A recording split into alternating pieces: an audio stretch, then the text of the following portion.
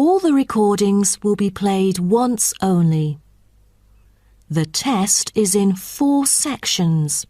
At the end of the test, you will be given 10 minutes to transfer your answers to an answer sheet. Now turn to Section 1. Section 1. You will hear an interviewer asking an interviewee called Lee to do a questionnaire on residency in the North. First, you have some time to look at questions 1 to 5.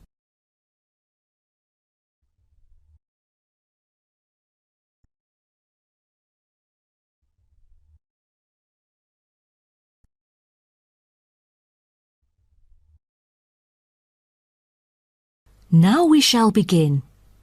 You should answer the questions as you listen, because you will not hear the recording a second time. Listen carefully and answer questions 1 to 5. Excuse me? Yes? I was wondering if you could spare a few minutes to do a questionnaire on your residency here in the North. It won't take long. No, that's fine. Lovely. First of all, may I get some information about yourself? Okay. May I know your name and age? My name's Lee, and I'm 19 years old now. Great. And could I ask what your job is? Are you a student? Actually, I'm going to continue my study in business management next month. But at the moment, I'm a salesman by profession. Oh, right. And how long have you been living here in the North? Well, I have been in this city since I was 3 years old, but my family and I had lived in the East for 7 years at first.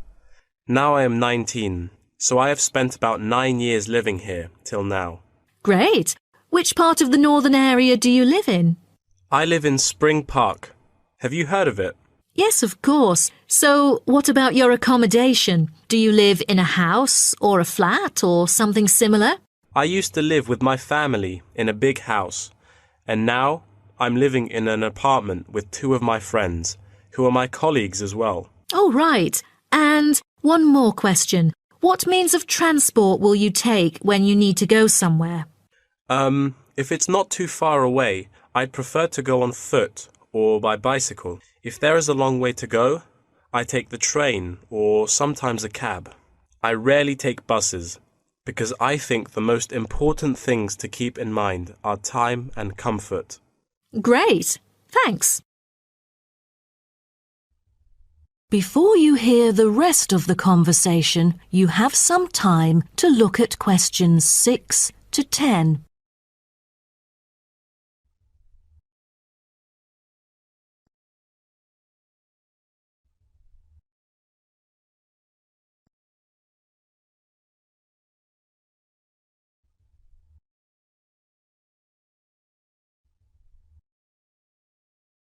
Now listen and answer questions 6 to 10. Now, let's go to the second part of my questionnaire. I'd like you to tell me, how often do you dine out? Is it once a week or several times a year? I'm afraid neither of those options agree with me. I don't often go out for dinner, maybe once a month.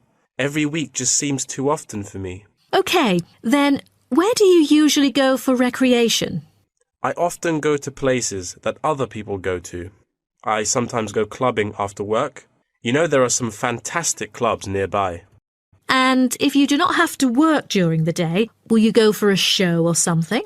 You know, there is a newly built theatre that opened last month in Spring Park, but I rarely go there because it's too expensive. I prefer to go to the cinema to see some of the latest movies. Do you like doing sports? And what is your main form of exercise? I like swimming and I go to the gym occasionally, but I spend most of my spare time sailing. All right. Last question. Have you taken any part-time courses? Yes, because I'm really keen on cartoons. I'm doing a Japanese course during the weekends, but I'm still a beginner. Wow, what a special language. Most people I know would like to learn Spanish or Latin. You must be brilliant. Well, thank you very much for your time. No problem. Bye. That is the end of section 1. You now have half a minute to check your answers.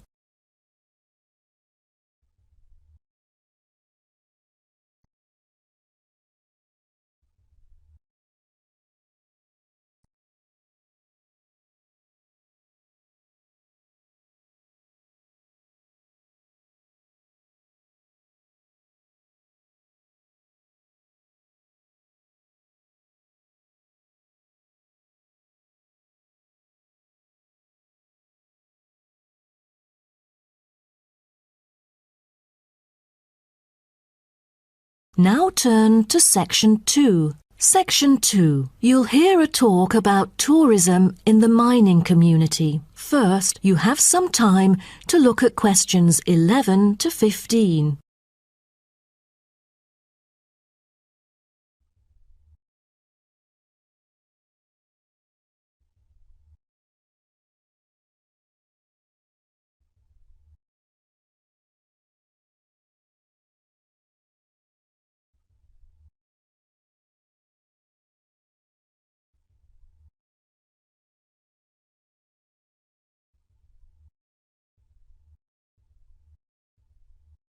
Now listen carefully and answer questions 11 to 15. Hello, I'm delighted to welcome you to our mining community and very pleased that you're interested in the ores and pits of this area. I think you'll be pleasantly surprised with your special experience here.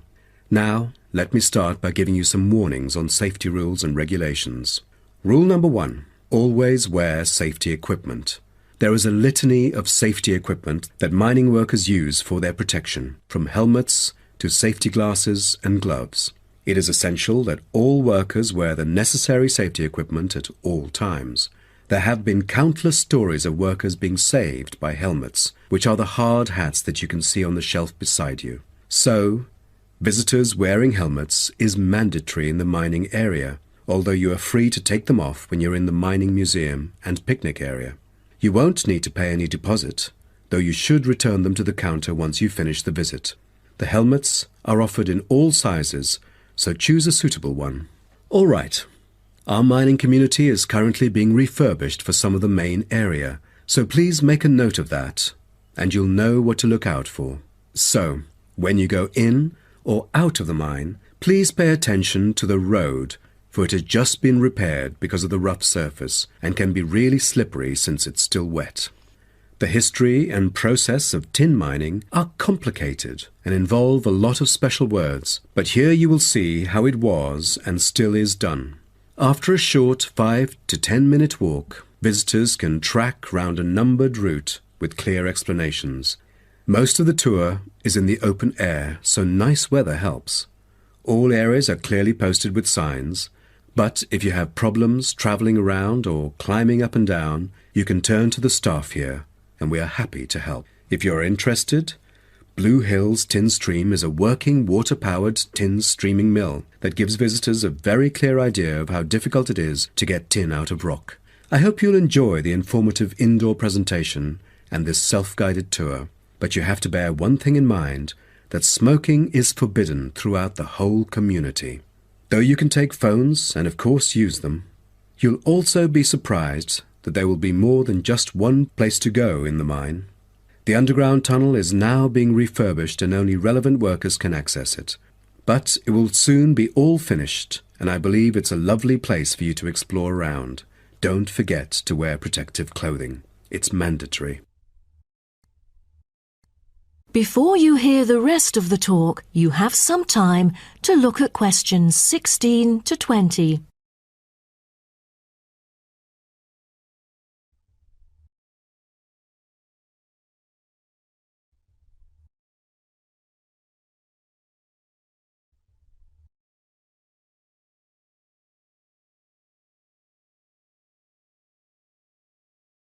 Now listen and answer questions 16 to 20. Now, let's start by seeing where you can go. As you can see on our map in the brochure I've given you, we are here at the reception block. We have a famous mill which is used for making and processing materials such as steel and coal. To visit it, just go straight ahead, north, along the path in front of you, and you'll find it at the end of the path. Now, towards the east, go along the path from our starting point. Turn left to the corner and then turn right. There is a car park at the east end of the lane. To the west, there is a museum. Past the shop, around the crossroads, and it is just located at the west end of the road. And by the way, the shop is specialized in selling a variety of ore-related souvenirs, including key rings, postcards, tin-made Lewis chessmen, and even Roman soldiers which are made from beautiful pyrite. If you are interested in the laboratory where scientific experiments, analyses and research are carried out, it is situated at the southern part of the park, opposite the shop. I bet you'll be happy to hear that this laboratory is also used for gold and crystal refinement, so don't miss this one for the sake of it. I assume by this time you'll all need some rest and refreshment. So we have an excellent cafe which caters for delicious food and beverages at the other side of the road next to the shop. Of course, if you want to spend some time in the fresh air, we have a perfect picnic area which is just right and northeast of the reception block. Further east, there is a path leading to the northern part of the park, and at the end of it is the toilet. Now, most of the visitors would choose to use the mailbox and send the beautiful postcards to their friends. To reach it, just... That is the end of section 2. You now have half a minute to check your answers.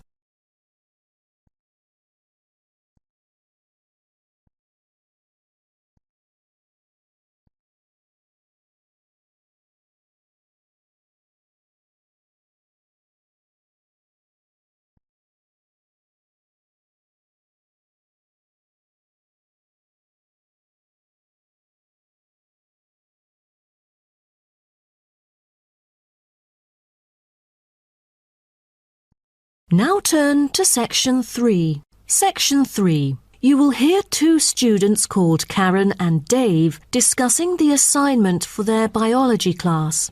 First, you have some time to look at questions 21 to 27.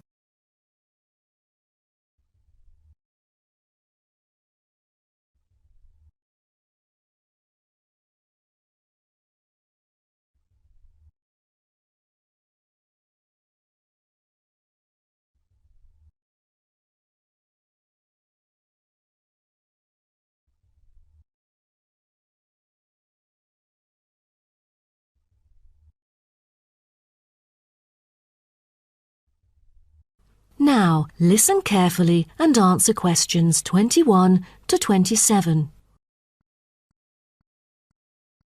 Hi, Dave. As you know, I've asked you to come here today to discuss the assignment for our biology class. We must decide what we should do about this very important research work. The whale survey. Yeah, I was also hoping to share some ideas with you. So let's start. OK. I've dug into some journal articles to see what sort of questions we should consider.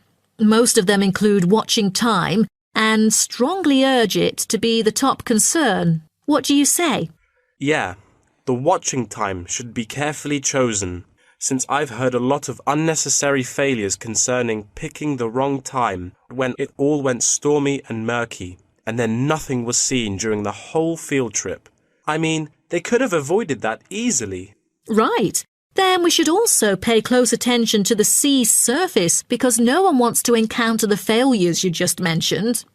I think we'd better hope for the best, that it will be calm, with no choppy status. What about the weather conditions? That definitely should be taken into account, as it correlates with all the former factors. Most important of all, as a sighting is made, position and environmental parameters are recorded on standardized sighting pro formats, including time, visibility, position of the ship, using a global positioning system, wind speed, and wind direction. Shouldn't there be a set limit for the visibility level, say 50 meters?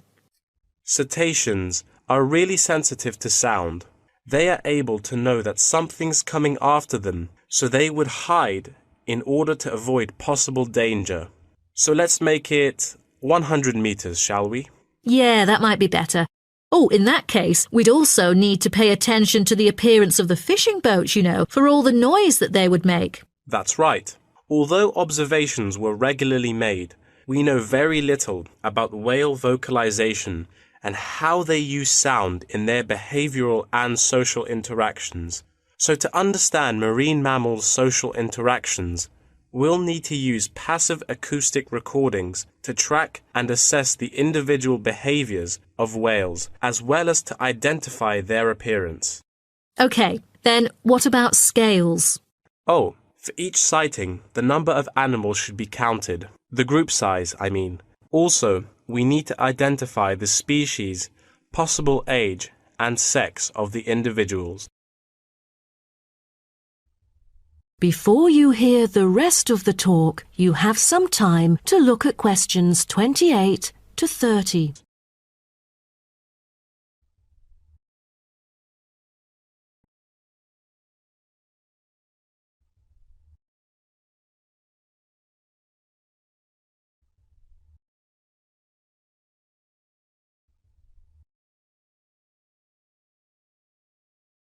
Now, listen and answer questions 28 to 30. Speaking of identifying species, we need to find out the unique physical features of each whale. Let's start with the sperm whale. The sperm whale is the largest toothed whale, yet it's only a quarter of that of the blue whale. Its unique body is unlikely to be confused with any other species, and that distinctive shape comes from its very large, block-shaped head, which can be 1/4 to 1/3 of its length. The sperm whale's flukes are triangular and very thick. It has a series of little bumps on the back of its fluke, instead of having a dorsal fin. The largest bump is called the hump by whalers, and can be mistaken for a dorsal fin because of its shape and size. Then, there is the northern right whale. Right whales have round bodies with arching rostrums, V-shaped blowholes, and dark grey or black skin. The most distinguishing feature of a right whale is the rough patches of skin on its head, which appear white due to parasitism by whale lice. It has no back fins at all. The blue whale's body can be various shades of bluish-grey dorsally, and somewhat lighter underneath. It has a long, tapering body that appears stretched in comparison to the stockier build of other whales. The head is flat, U-shaped, and has a prominent ridge running from the blowhole to the top of its upper lip. Lastly are the minke whales. They are the second smallest baleen whale. The minke whale is black, grey or purple in colour. Common minke whales are distinguished from other whales by a white band they have on each flipper. Their long back and tiny dorsal fin, 2/3 of the way down their back, is quite distinctive. That is the end of section 3. You now have half a minute to check your answers.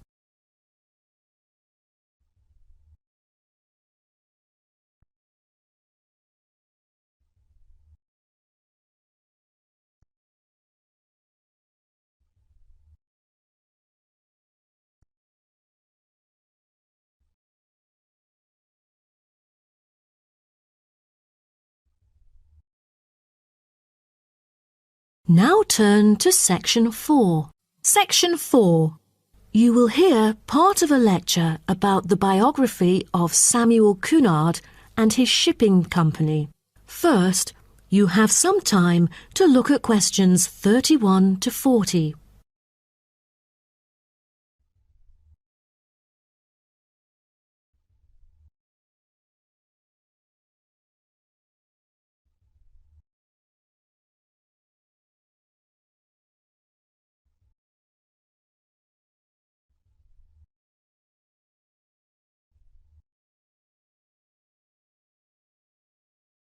Now, listen carefully and answer questions 31 to 40.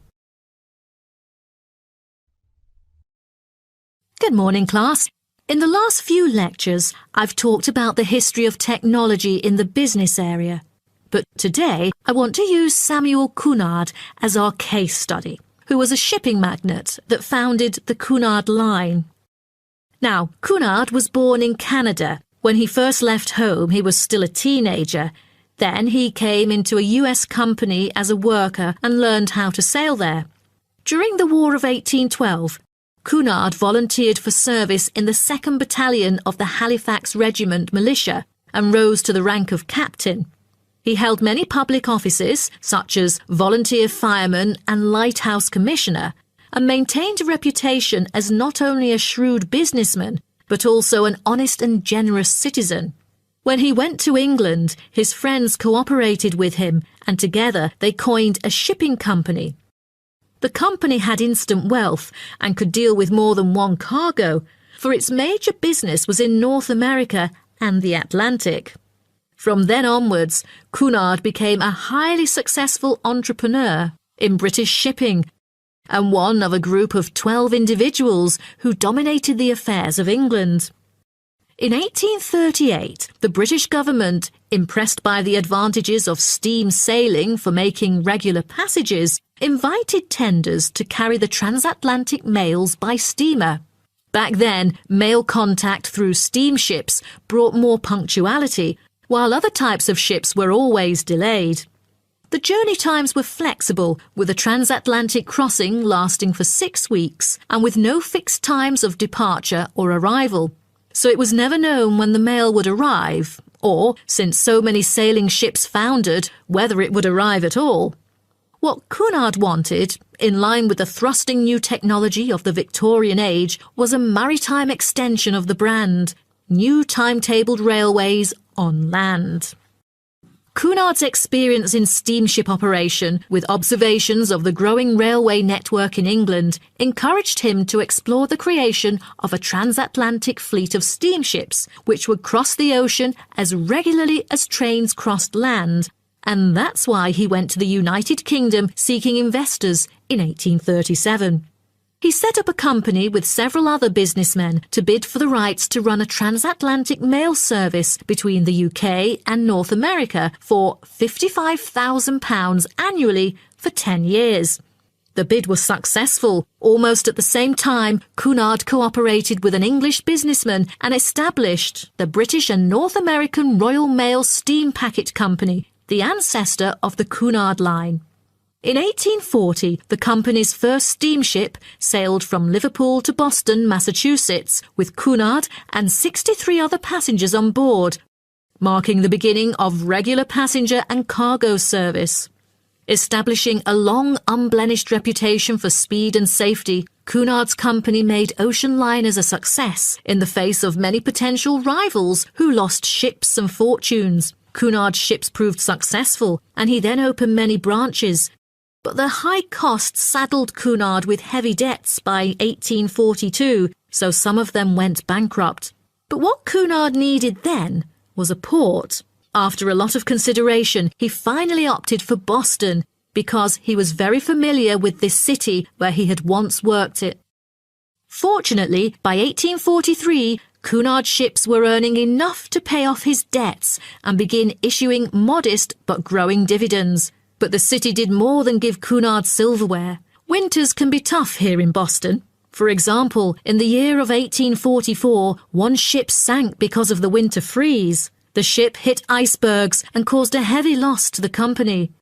Then, the board recommended the company to move to New York, and it was a huge success, and then became one of the biggest US shipping companies.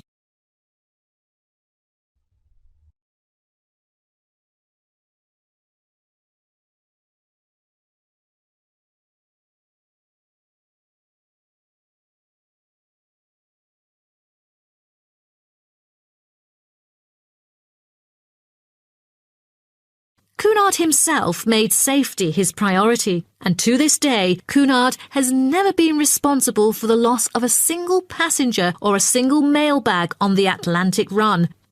Cunard's conservative nature enabled his company to see off rivals and to take a measured and steady approach when it came to the introduction of new technology like radio communication. In the early years of his career, Cunard took a prominent part in community activities and various charitable organisations, as well as mercantile affairs which extended throughout the Atlantic provinces. Back then, there were hardly any entertainment facilities on board. In order to make sure that the passengers could have a comfortable journey, newspapers were printed on board. Cunard was gratefully remembered for employing his capital in shipbuilding activities in the hard times of the 1830s because this enterprise had circulated money where there would otherwise be poverty and stagnation. His competitiveness and his obsession not to waste time were important characteristics of his personality. Prior to 1912, the shipping line had focused on speed and soon was renowned for its velocity and safety. Although early in life Cunard was imperious, he learned diplomacy and became a skillful and persuasive negotiator. His contemporaries admired him for the contribution to transatlantic communication by the line popularly called by his name. After that, for affluent transatlantic passengers, Cunard brought new levels of luxury to ocean travel: lavish suites, a swimming pool, gymnasium, ballroom, electricity, and more, just like that of luxurious hotels. Okay, so does anyone have any? That is the end of section 4. You now have half a minute to check your answers.